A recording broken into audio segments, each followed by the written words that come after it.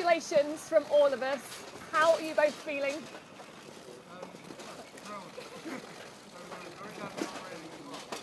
And Megan, how are you feeling?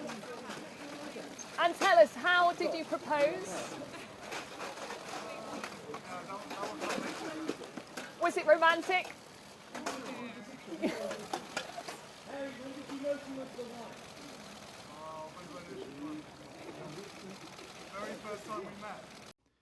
The UN Conference on Climate Change, which will take place next year in Paris, is an absolute top priority. The goal is to achieve a post-2020 agreement that should include all countries and be legally binding. That should include all countries and be legally binding, and be legally binding, and be legally binding, and be legally binding.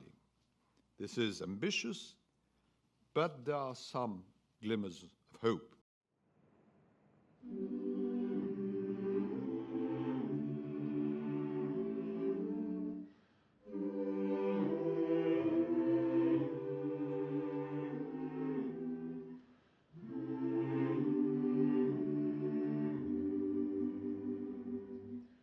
At this time of year, few sights evoke more feelings of cheer and goodwill than the twinkling lights of a Christmas tree.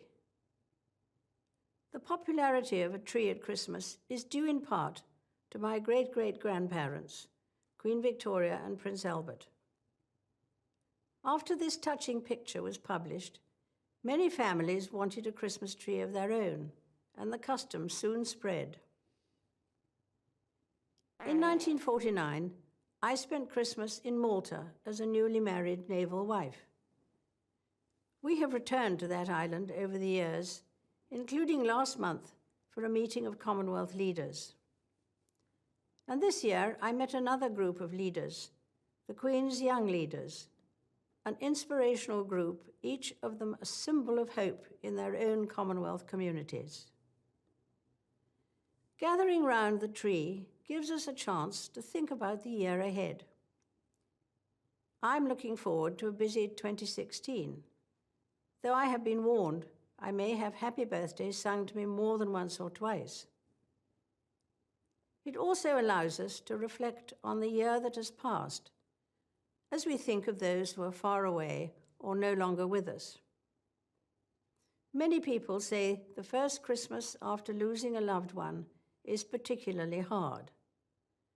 But it's also a time to remember all that we have to be thankful for.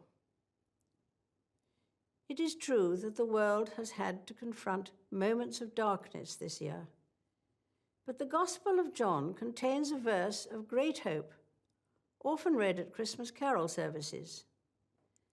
The light shines in the darkness, and the darkness has not overcome it. One cause for thankfulness this summer was marking 70 years since the end of the Second World War. On VJ Day, we honored the remaining veterans of that terrible conflict in the Far East, as well as remembering the thousands who never returned.